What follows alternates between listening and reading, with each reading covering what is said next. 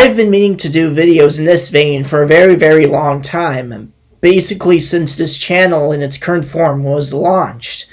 And now, ladies and gentlemen, you're experiencing my history vlogs in their final form.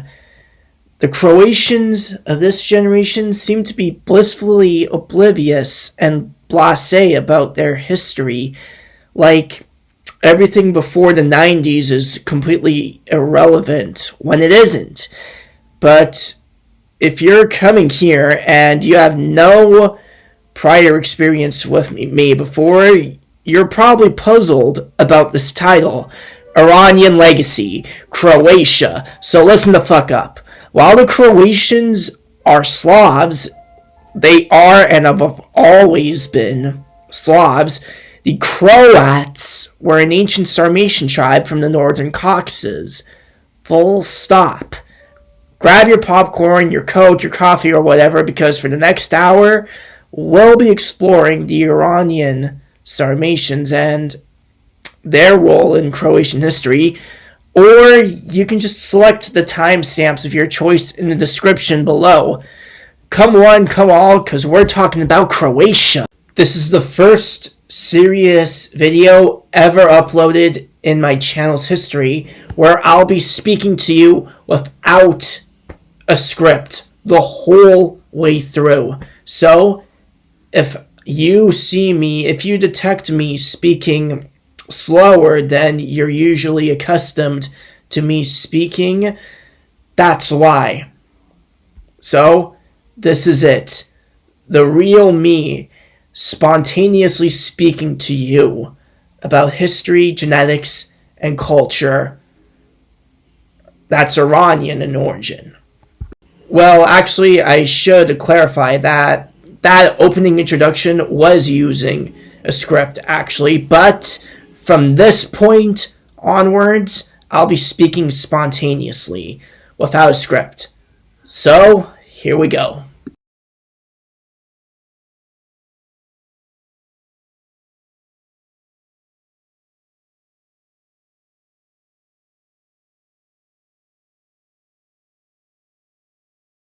So, I've already established right off the bat that the Croatians are a Slavic people and nothing else.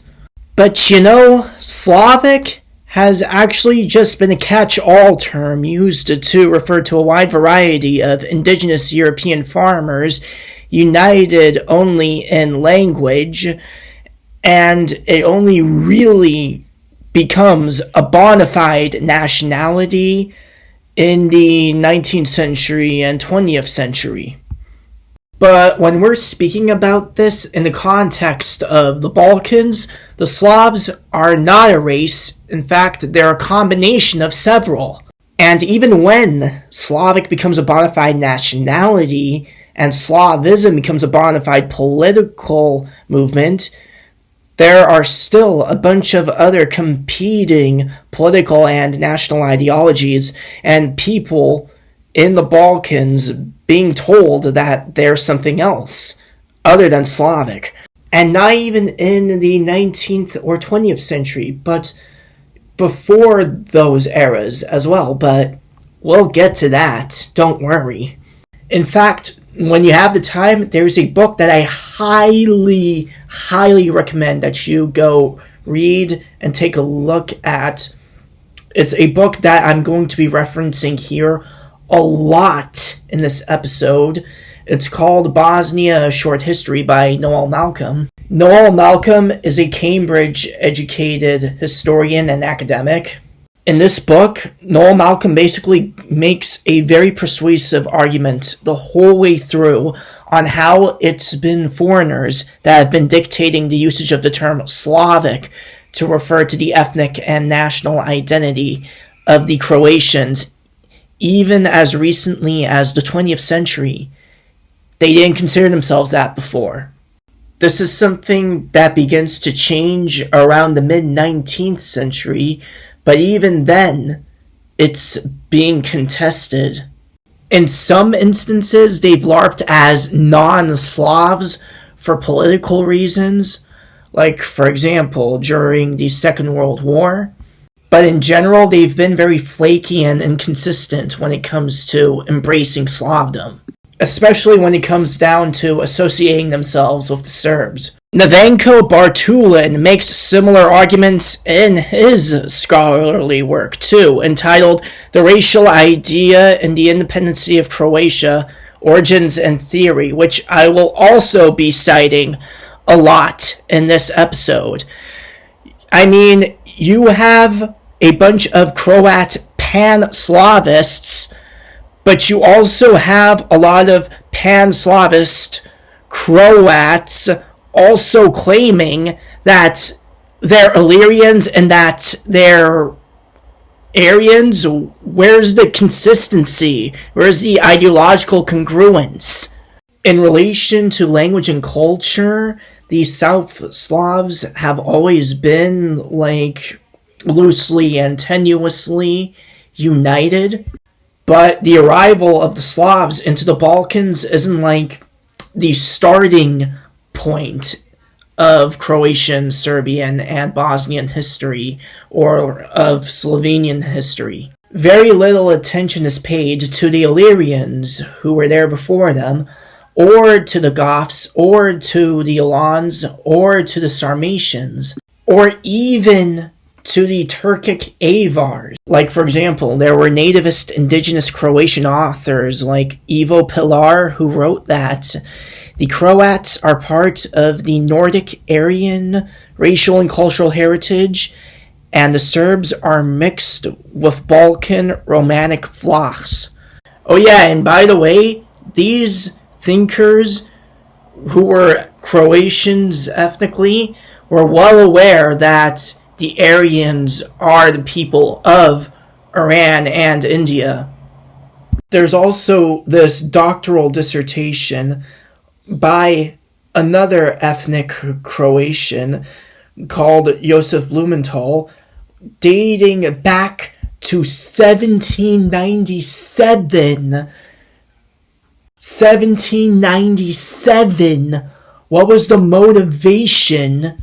The thesis of his dissertation was the Croats are a Slavic people originating from the Sarmatians, descending from the Medes. He was actually being serious and even defended this doctoral dissertation of his in the Zagreb Royal Academy back in 1797. This was before genetics, archaeology, and comparative linguistics even existed.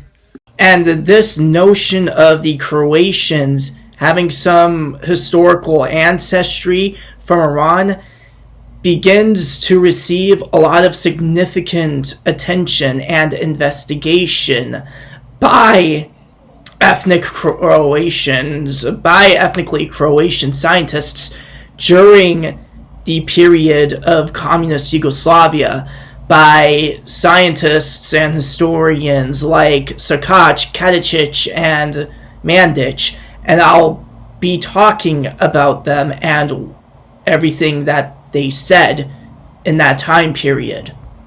Even Ante Starčević, who is commonly cited as the father of Croatian nationalism, he even admitted that the Croats are mixed with barbarians. By barbarians, he means people like the Goths and the Alans and the Sarmatians. We'll get to all of that later on. But first, we need to talk about the indigenous people of modern-day Croatia.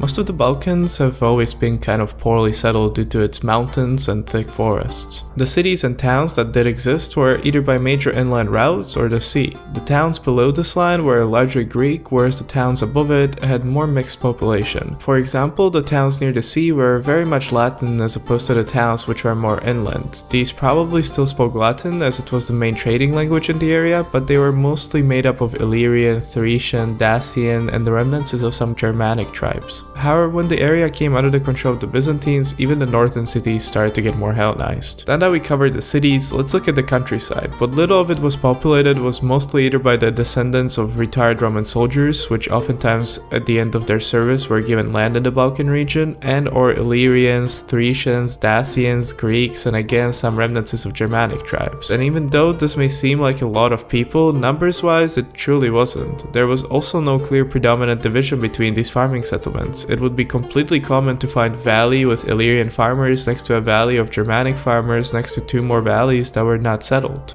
The genesis of the South Slavs actually begins over 1,000 years ago, but before the migration from the core of the Slavic homeland, there were many other Indo-European groups living in this region, including the Thracians in the southeast, Illyrians on the western coast, who may or may not have evolved into the modern-day Albanians, but that line of thinking is more popular in the nation of Albania rather than in the Slavic nations, many of whom also sort of think of themselves as the successors of the Illyrians. But definitely two of the biggest players in the Balkans 2,000 years ago were the Latin and Greek peoples, as the Roman province of Dalmatia, located in the eastern Balkans, was one of the most heavily Latinized areas in the Roman Empire. Around the 6th century AD, during the migration period of Europe when Germanic tribes and others were moving around the continent, another group of quote-unquote barbarians that entered the Roman Empire came from the Slavic homeland in modern Ukraine.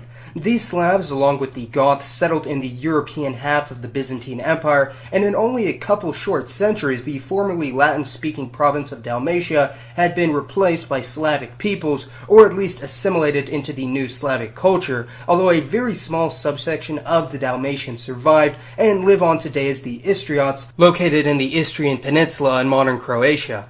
So as Massimon pointed out with his brilliant Wikipedia plagiarism, Dalmatia was a heavily Latinized province of the Roman Empire. The same is the case for Illyria, and part of that heavy Latinization involves the Iranic pagan Mithraic cult, which was brought into both Dalmatia and probably Illyria through the Roman legionaries who were stationed there because they were the practitioners of it.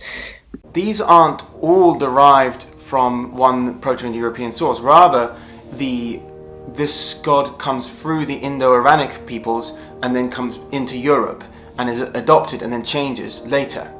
There isn't a European one of that antiquity. So the ones we have of the greatest antiquity is Mitra, which is attested in Iranian history, and also who's related to the Sanskrit as well, version as well, Mithra. Most people, though, when they think of Mithras, they think of the Roman religion of Mithras, and that actually is derived from the Persian one, not from the Proto-Indo-European one. So the Persian cult came via Greece back into Europe, and it changed.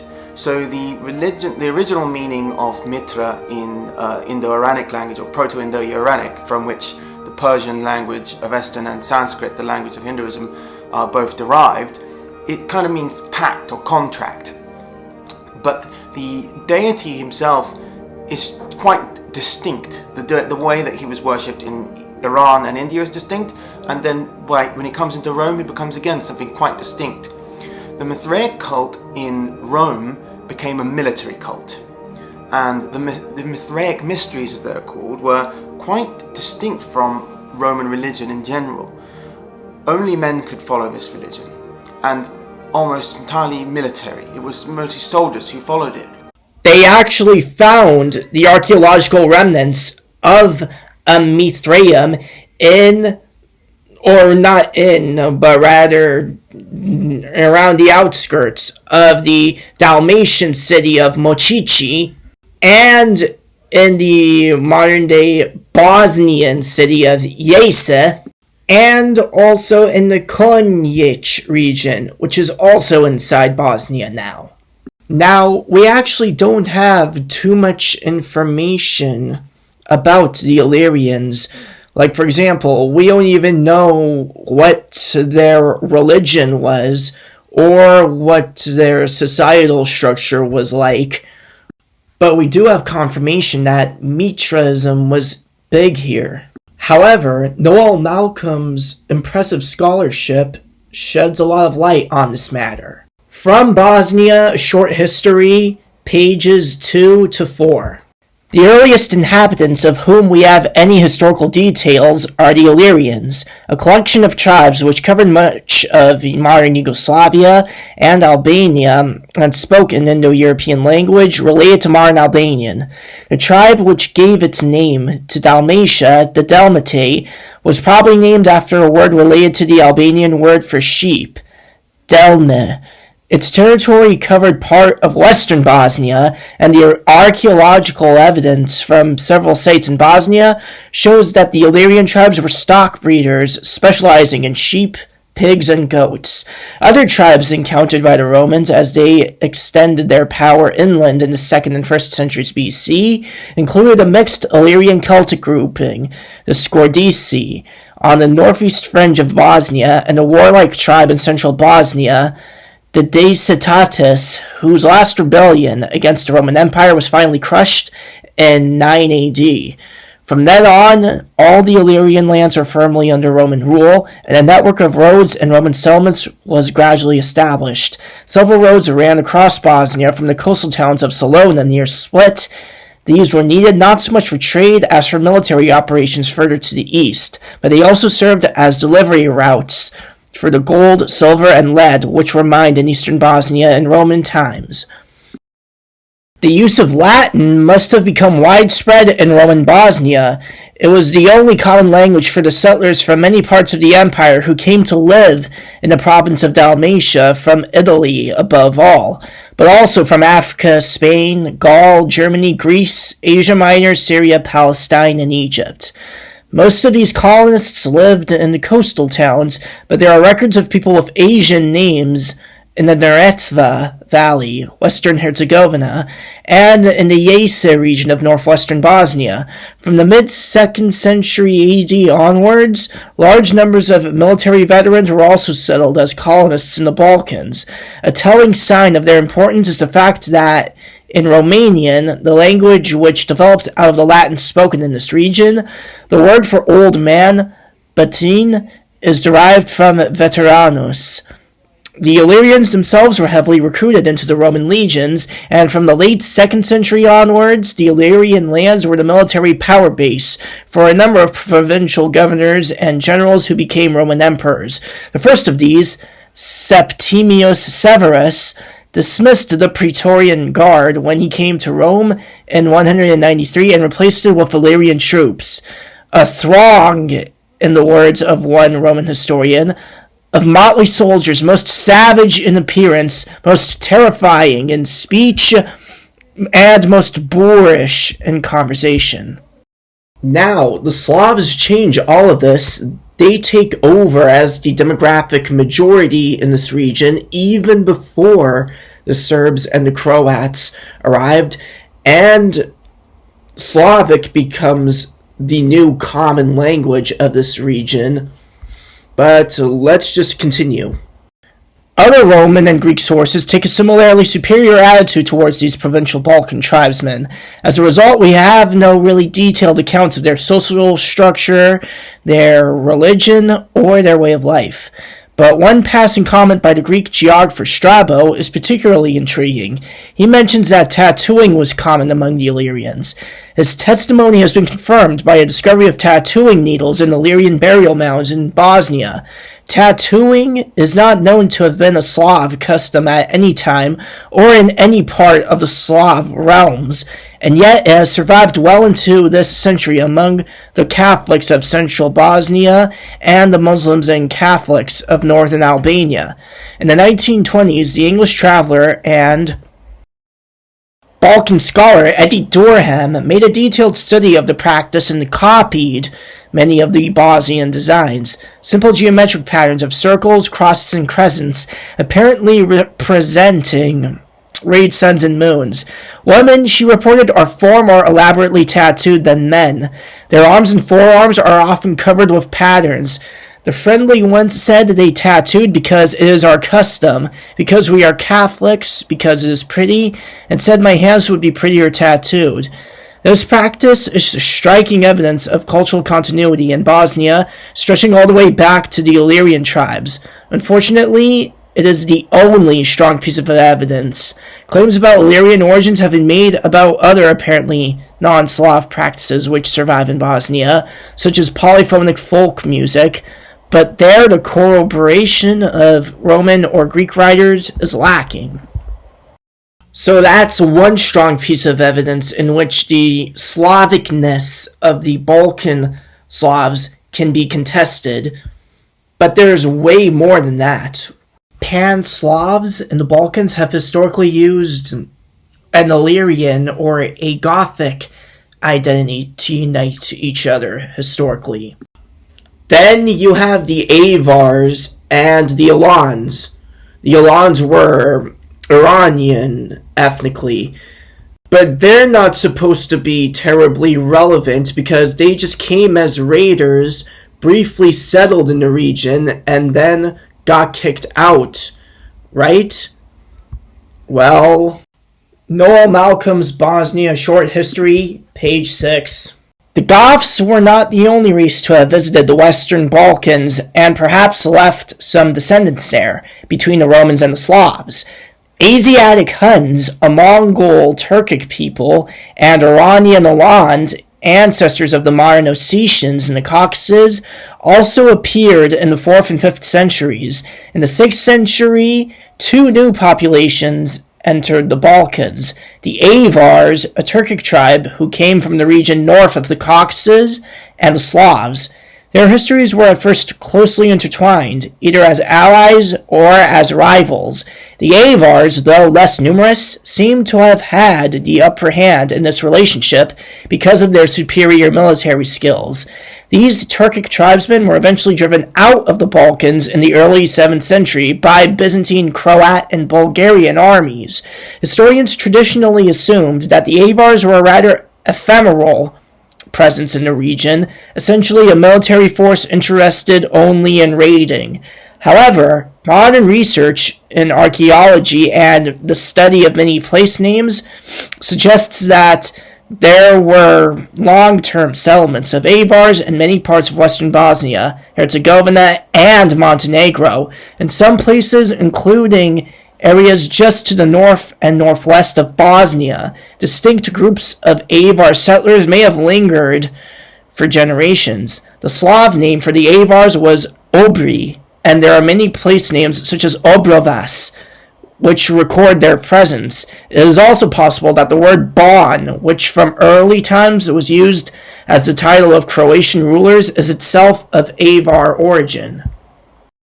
The mainstream narrative is that the Croatians and the Bosniaks LARPed as Goths during the Second World War when the Ustashi were in power for two main reasons. The first one being that they wanted to disassociate themselves from the Serbs, and the second one being that they wanted to obtain ethnic and racial equality as clients of the Nazis.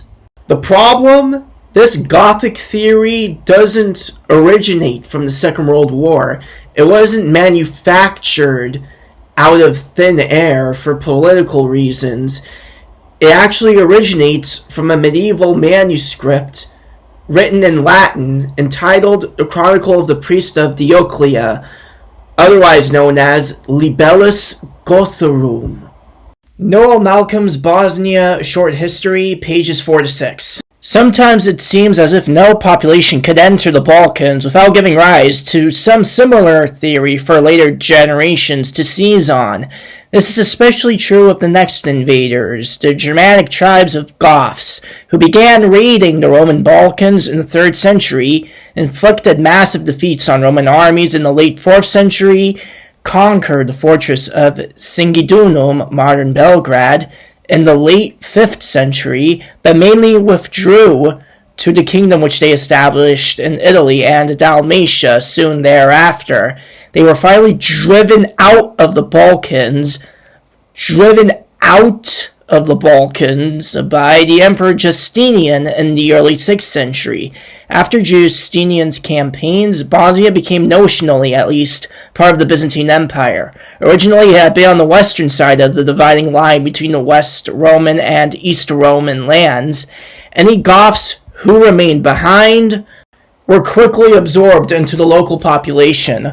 Although they were settlers as well as raiders, the Goths seem to have left no cultural imprint on the Balkan lands. There is, for example, not a single word in any Balkan language that can be shown to be derived from Gothic. And yet a curious mythology later developed, in which the Goths were seen as the true ancestors of the Croats and or the Bosnians. The origin of this myth was a medieval manuscript in Latin, the Chronicle of the Priest of Dioclea, which seems to have incorporated an earlier Slav chronicle known by its Latin title as Libellus Gothorum, the Book of the Goths. It begins with the migration of the Goths into Pannonia and treats them as the original ancestors of the Slavs. The chronicle was used by several late Renaissance historians in Ragusa, Dubrovnik. The greatest of these, the Benedictine monk Mauro Orbini, constructed a grandiose theory of racial history, in which nearly all the races which did anything interesting in the late classical and early medieval periods were Slavs, including Vandals, Avars, Normans, Finns, Thracians, and Illyrians, and all Slavs were Goths. All of these belonged to the same Slav nation and spoke the same Slav language, and when at first they left their common homeland, Scandinavia, they were all, except the Illyrians and Thracians, called by the single name of Goths. In Orbini's work, this identification with the Goths functioned as part of a kind of pan-Slav ideology in which the Goth Slavs were shown to have been the most active and powerful race in European history. But in some later versions of the Gothic theory, people from the Western Balkans identified themselves as Goths in order to distinguish themselves from the Slavs. For obvious reasons, this theory became especially popular in Bosnia during the Second World War, when the Bosnians who wanted their country to be given autonomy from the Croatian fascist state, tried to establish their Bosnian identity on a separate racial basis. In 1942, a group of Bosnian Muslim autonomists sent a memorandum to Hitler in which they claimed racial superiority over their Slav neighbors. By race and blood, we are not Slavs. We are of Gothic origin. We Bosnians came down to the Balkans. We Bosnians came south to the Balkans in the 3rd century as a Germanic tribe. Even Hitler, it seems, found this theory a little hard to believe. Noel Malcolm uses the term Goth Slav here because it has more historical weight. This is the pre-Slavic history of Croatia in a nutshell, and fuck every pseudo-historian who overlooks it and ignores it. Nat!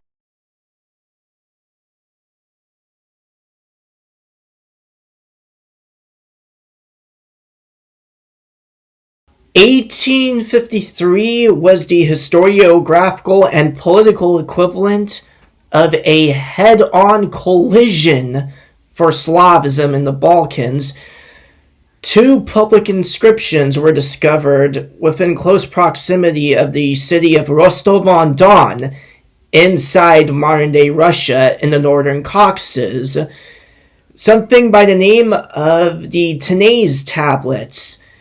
2 tablets discovered in the archaeological remains of a formerly Hellenistic city in the northern Caucasus with a mixed Greek, Gothic, Cimmerian, and Sarmatian population written in Greek.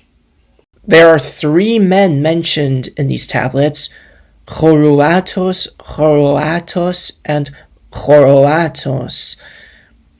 Choroatos in the second tablet, or tablet B, is referred to as the son of Sandas. Sandas was a Scytho-Sarmatian ruler of that time period. Croatos is Autocroat, the father of the Croats. This has led scholarship to conclude that the early Croats were actually a two-way mix between the Goths who were living in the Crimea region at the time and a mixed collection of Alanic tribes. Both of them got Slavicized in the following centuries, and from this we can conclude that the Proto-Croatian homeland was here in the northern Caucasus in the city of Tanais, proving that Blumenthal's 1797 dissertation was actually correct. The first tablet is a bit flaky because it hasn't been fully reconstructed yet, and it's also suffered quite a bit of damage, but the second one is fully intact, and we've been able to trace it all the way back to 220 AD. That's when it was written, but these tablets are generally dated to around the late 2nd to the 3rd century AD. Full stop. Noel Malcolm, Bosnia Short History, pages 7 to 8. Who exactly were the Serbs and the Croats? Scholars have long been aware that the name Croat is not a Slav word. It is thought to be the same as an Iranian name, Khoratos, found in inscriptions on tombstones near the Greek town of Tanais on the Lower Don in southern Russia. The whole region north of the Black Sea was inhabited in the early centuries AD by a mixture of tribes which included Slavs and Sarmatians. The latter were Iranian nomads who had passed westwards round the northern side of the Caucasus in the 2nd century BC. The Sarmatians gained political dominance over the other tribes, and it seems likely that some of the Slav tribes thus acquired an Iranian-speaking ruling elite. One theory connects Hrvat and Khoroatos with the word Khuruvata, which meant friend in the language of the Alans, who were part of the Sarmatian grouping of Iranian tribes at this time. Another theory proposes that the root of the name Serb became Kharv in Iranian, and that together with the suffix at, this gave rise to Khoroatos and Hrvat. What is clear is that the Serbs and the Croats had a similar and connected history from the earliest times. Ptolemy, writing in the 2nd century AD, also located the Serboi among the Sarmatian tribes north of the Caucasus. Most scholars believe either that both Serbs and Croats were Slavic tribes with Iranian ruling castes, or that they were originally Iranian tribes which had acquired Slavic subjects. By the early 7th century, both tribes had established kingdoms in Central Europe, White Croatia, which covered part of modern southern Poland, and White Serbia and modern Czech lands. It was from there that they came down to the Western Balkans. Once again, modern ideology has had its way with ancient history. There have been Croat nationalist theorists who have selectively accepted the evidence of Iranian ancestry for their own people and rejected it for Serbs, thus creating an age-old racial divide between the two populations. This theory was also popular during the Second World War, when ancient Iranians stood higher in the Nazi racial hierarchy than mere Slavs. On the other hand, there have been South-Slav or Pan-Slav ideologists who have rejected, for their own political reasons, all the evidence of early Iranian connections. But the historical truth is fairly clear. The Serbs and the Croats were, from the earliest times, distinct but closely connected, living and migrating in tandem, and both having some kind of Iranian component. What is also clear is that by the time they came to the Balkans, there was already a large Slav population in place, larger than the population of the Serbs and the Croats. That major substratum of Slavs cannot be divided up into separate sub-ethnic groups. So the whole project of inventing ancient ethnic divisions among their descendants is necessarily a futile one. And that Slav substratum itself must have absorbed the remnants of a population whose ancestors may originally have been Illyrians, Celts, Romans, individuals from all parts of the Roman Empire, Goths, Alans, Huns, and Avars. Here you have it, a professional, Cambridge-educated academic and historian telling you that the Serbs and the Croats are Slavs with Iranian underpinnings. Deal with it, bitch. That's why Cambridge is the greatest university on the planet. Want to hear from some Croatian sources? This excerpt is talking about the Behistun inscription of Darius the Great, where there's a province inside modern-day Afghanistan called Kharalti, or Kharalaiti, which has been speculated as being the precursor to the name of Croatia and of the Croatian ethnonym. This is from Gothafaroch's website. After an earlier Persian citation of the Croats cited by Dvornik, there is another ancient mention of the Chorovatos on 2 stone inscriptions written in the Greek language and script. This is dated to approximately the year 200 CE, housed in the St. Petersburg Archaeological Museum. Source: Croatian history. This was discovered at the Black Sea region in the ancient seaport of Tanais on the Sea of Azov in the Crimea. Further, the Roman leader Amanius Marcellinus mentioned that 2 cities arose in ancient Persia called Chabroatis and Choroatis. In this regard, Professor Mandic writes, Professor Mandic is Croatian, by the way, the Croats of the Don then had to come in ancient times from Iran. On the stone inscription of the king Darius, the nation of the Kharovatis appears among the 23 subject nations. The Persian sacred books of the Avesti, Vendidad, call that nation the Kharaviti. The provinces settled by that nation encompassed in those times the southern half of modern South Afghanistan, the whole of Baluchistan, and the eastern part of modern Iran. In that ancient province ought we to look for the paleo-fatherland of the modern Croats. Mandic, 1970, Chapter 1. These Kharalaiti people are referred to as ethnic Paktians. Alexander the Great changes Kharalati's name to Arachosia after he conquers the territory, and Arachosia is literally just the Greek version of Kharalati or Kharavaiti, and the Kharalti or Kharavaiti people morphed into the Alakuzai Pashtun tribe in Afghanistan. This conclusion made by Mandic is false because there is no Iranian farmer ancestry in the Croatians or in the Serbs. The people of the Kharalati province of Achaemenid Persia were Iranian farmers derived from the Bimak horizon. The name of this province inside Achaemenid Persia is actually purely coincidental and comparable to equating Caucasian Albania, what the modern-day country of Azerbaijan used to be called by the Romans, with the contemporary country of Albania. 2 unrelated but similar sounding places. The northern Caucasus still holds water as the original homeland of the Serbs and the Croats.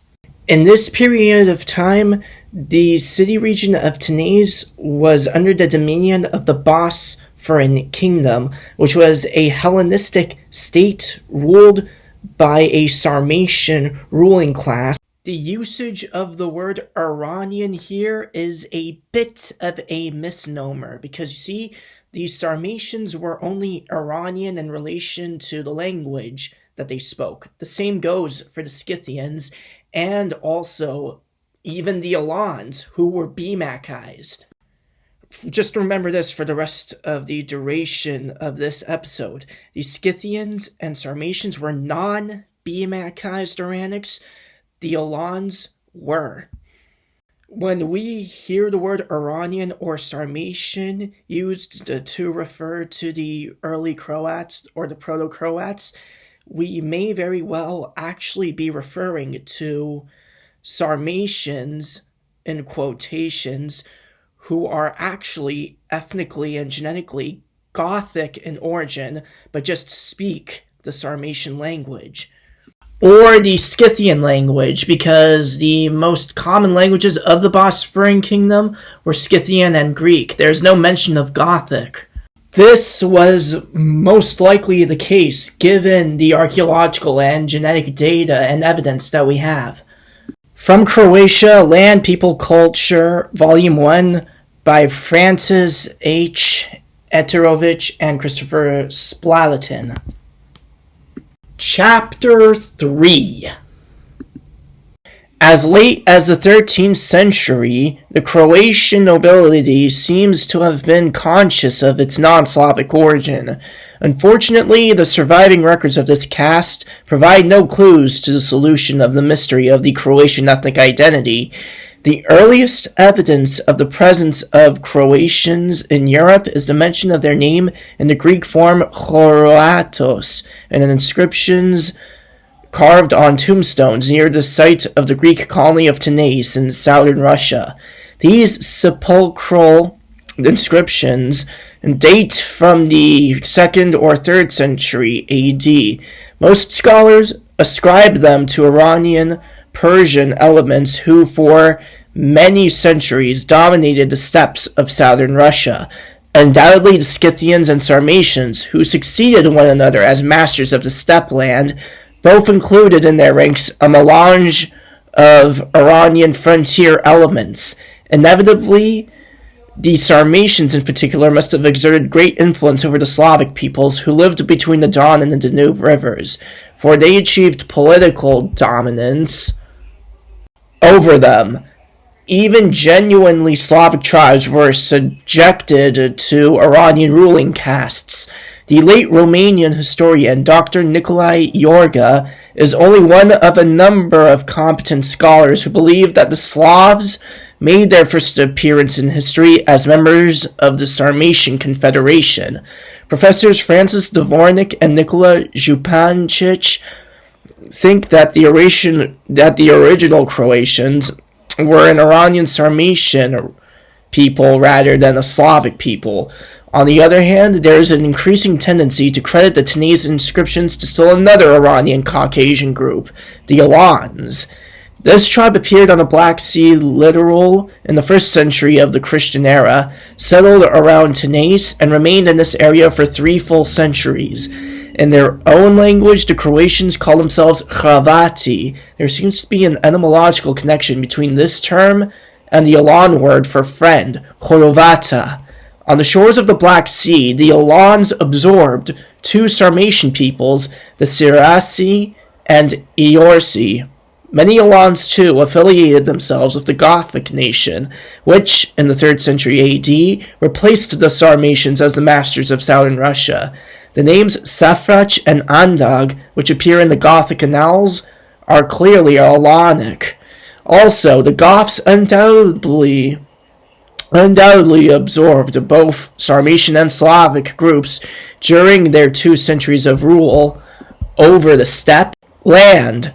Often the Romans themselves did not know whether the peoples living west of the Vistula were Gothic or Sarmatian. To the east of the Goths and Alans in the basins of the Don and Donets rivers, there lived a confederation of tribes which bore the name Antes. They were a ruling warrior caste of Iranian Caucasian origin who had subjugated a larger mass of Slavic farmers, hence they were usually thought to be Slavs themselves.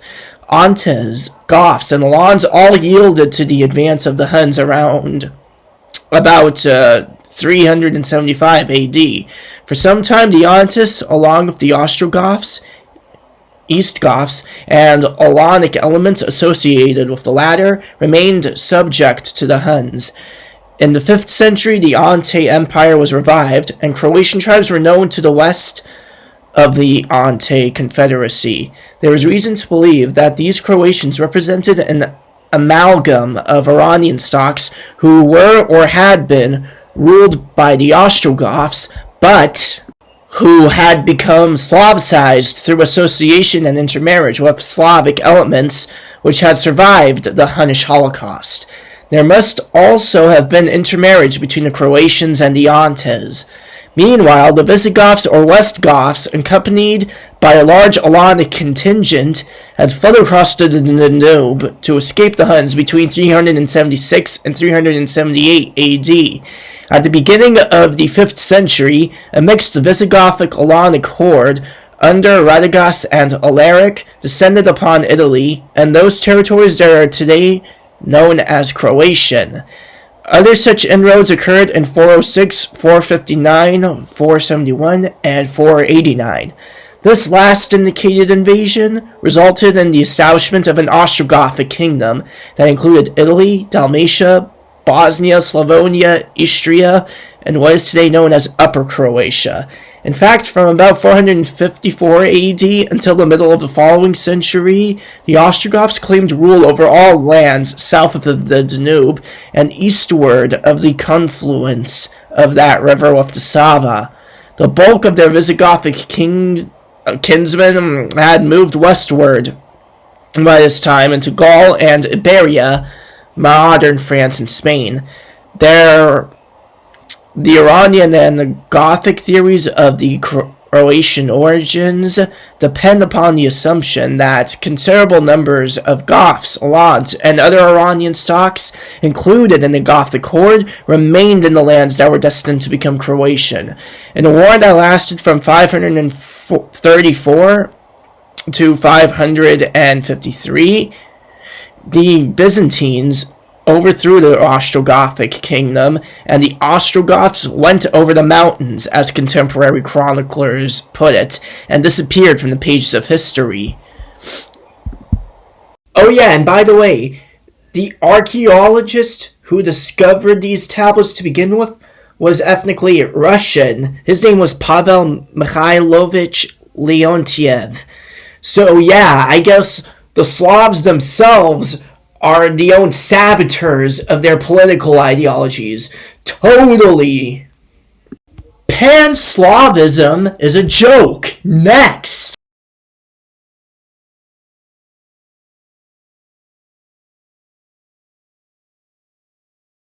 Much is made of the early civilizations of southeastern Europe and of its autochthonous people. The Greeks, the Illyrians, the Thracians, the Dacians. But what few acknowledge today is that these southeastern autochthonous European tribes weren't actually, autochthonous. They originally were the descendants of Anatolian and Zagrosian farmers. These Anatolian Zagrosian farmers form the genetic basis behind the contemporary Mediterranean people of Southern Europe. The problem? In order to actually count as being ethnically, genetically Indo-Iranian, you need to have ancestry from the BMAC horizon. You need to have BMAC ancestry. That is to say, you need to descend partially, mainly, or even only from the native inhabitants of the BMAC horizon, the same part of South Central Asia where these Kharavaiti people, this subset of ethnic Paktians, were living in, according to the Behistun inscription. So the ancient Iranians were not a Mediterranean people. The ancient Iranians formed a unique group of people in their own cluster known as the Caucasus-Iran cluster. So the ancient Iranians were a unique form of people unto themselves, and they were not Mediterranean Europids or Nordic Europids. The Mediterranean or Europids were the ancient Greeks, the lower classes of the ancient Greeks, as well as the lower classes of the ancient Romans. And recent analysis from Rome has shown that there was a sudden and quick transformation of the ancient Roman genome. So the original ancient Romans were like southern Spaniards, sorry, not southern Spaniards, but Spaniards in general. But after the shift, they became more Levantine-like and more Middle Eastern, and this was major. This is something major to keep into account. Anyways, the Iranians formed their own cluster, and most of the Iranian ancestry was derived from the Neolithic Iranian farmers, and this distinctified them from the Mediterraneans, who were mostly Anatolian farmer derived. The Anatolian farmer ancestry in Europe was different from the Iranian farmer ancestry in Iran, and the farmer ancestry in Iran was more similar to the Caucasus hunter-gatherers. So yeah, this is something else to note here as well. They were not Natufian derived like the Anatolian farmers, but rather they were distinct and most likely resembled the Caucasus hunter-gatherers. So firstly, the first evidence here is this PCA, and in this PCA you can clearly see that ancient and modern Iranians cluster together. The early Iranian clusters with the Yagnobi peoples, and the two ancient Iranian samples we have, one from Tepe Hassanlu and one from northwestern Iran from Haji Firuz, and a Achaemenid era median sample, both cluster with contemporary Iranians and not with Nordic Europeans. This shows that there is a great deal of genetic continuity in Iran since the Iron Age. And next up, I'll just discuss the history and this hybridization and how it took fold. The Proto-Indo-Europeans were Nordic populations. They were the Androno, Sintashta, and Strubnaya peoples, and they were derived from the Yamnaya culture and the corded ware culture.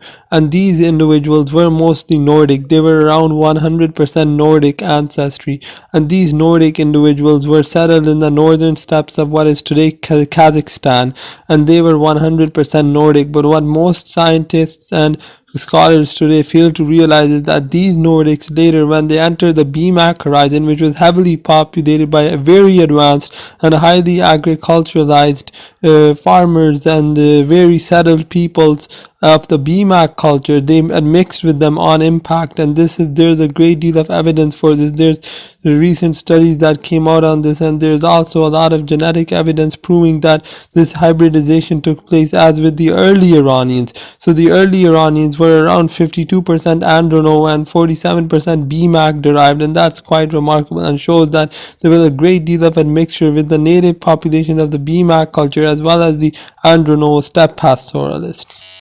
These steppe pastoralists later went on into Iran and had mixed with the native farmers of the Iranian cultures with the natives on impact, and by the time of the Persian Empire they were already admixed, as shown in the Persian friezes as well as in the Persian depictions of Persian arts of the ancient Persians and Medians. And we have a Median sample and we have a Hurrian sample, and both show great affinity to modern Iranians and not to Nordic Europeans. So yeah, this is just another evidence that the ancient Iranians were not Nordic Europeans, and that the Proto-Indo-Iranians did mix with the peoples of the BMAC culture, and this mixture led to the formation of the modern Iranian groups we know today. So none of the ancient Eastern Iranics nor the Western Iranics can be considered to be Nordics, with the exception of the Scythians, but they had minor East Asian. They had 20 to 50% East Asian ancestry, and the Sarmatians. Both of those groups were Nordics, but the remainder groups were not Nordics and did not and had significant BMAC ancestry. These include the Khwarezmians, the Sogdians, the Bactrians, the Aryans, the Persians, the Medians, as well as the Parthians. Oh, wait, Kahan. They're not Anatolian or Zagrosian farmers anymore. They're European farmers. Europeans. Neolithic European farmers. Not that it makes that much of a difference anyways, as the people of the Balkans are pretty much still embedded in a Bronze Age farming culture. Anyhow, the Bronze Age refuses to end in this region of Europe. The proof, just look at how they genetically cluster in the exact same spot as the prehistoric Iron Age, Bronze Age settlers of this region of Europe. The same exact people have been living here for thousands of years, man. All the migrations have been insubstantial.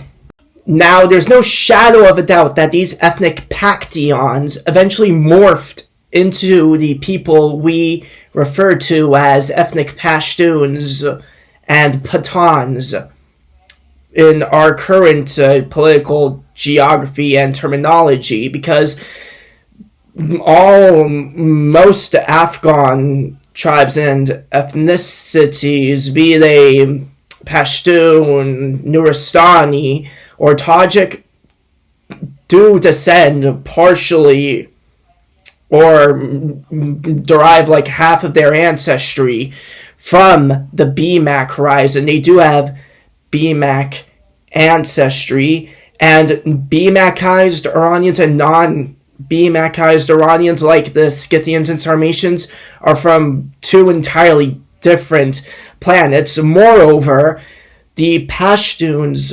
correspond to the same region as that of the Paktians, like southern Afghanistan, Arachosia, the Suleiman Mountain region, which is basically the bedrock of where it's basically the Pashtun or Heimat, the original Pashtun homeland, and Afghan and Pashtun used to be synonyms of each other historically.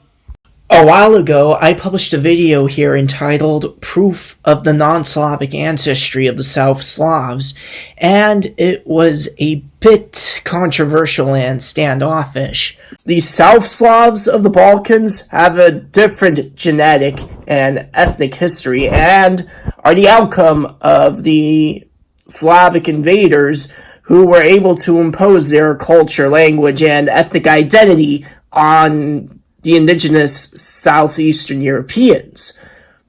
Davitsky of Eurogenes has done an excellent job at investigating this issue, since most Europeans are oblivious to their history now, and archaeologists and geneticists discover new things all the time.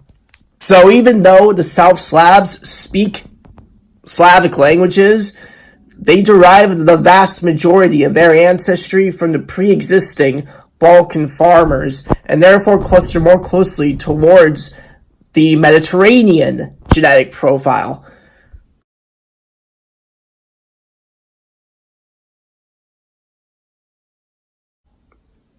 If you take a look at the Proto-Bulgars, who have commonly been considered to be a Turkic people, you see that they cluster fairly close to contemporary Bulgarians, and both are genetically closest to Southern Europeans, with the exception being that the contemporary Bulgarians are just slightly Slavic shifted.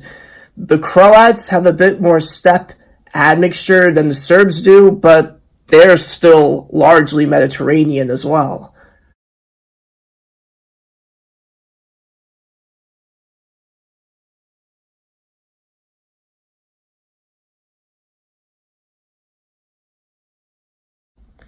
So we have to reconsider the narrative behind the ethnic origins of the people here, if only because Pan-Slavism has been a total failure in the Balkans. This video shouldn't have been so controversial and standoffish, because I'm not the only one who says this. The original Proto-Slavic people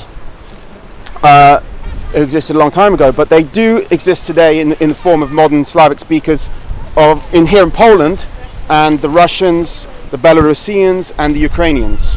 Basically the Northern Slavs, because they're genetically almost identical to the Proto-Slavic people, the Balto-Slavic people. The Southern Slavs from the Balkans are actually, they're a bit different, because during the Middle Ages and the Huns, they left a power vacuum in the Balkans, and that allowed the Northern Slavs to impose their culture and language on the people in the Balkans from the 6th century onwards. And today the Serbs and Bosnians and what have you, they speak Slavic languages, but they have maybe about 20% input from that Slavic invasion. So the rest comes from indigenous Balkan farmer, so they're much more south-shifted, they're more closely related in some ways to Greeks, so they're kind of like Greek-Slavs mix in a way. Actually, I wouldn't classify Slavicized Illyrians as Greek Slavs. Once again, Pan-Slavism is a joke. I could say more, but this episode is way too long already, so I've decided to continue it in a second episode, and this is where I end my dissertation. Thank you for watching.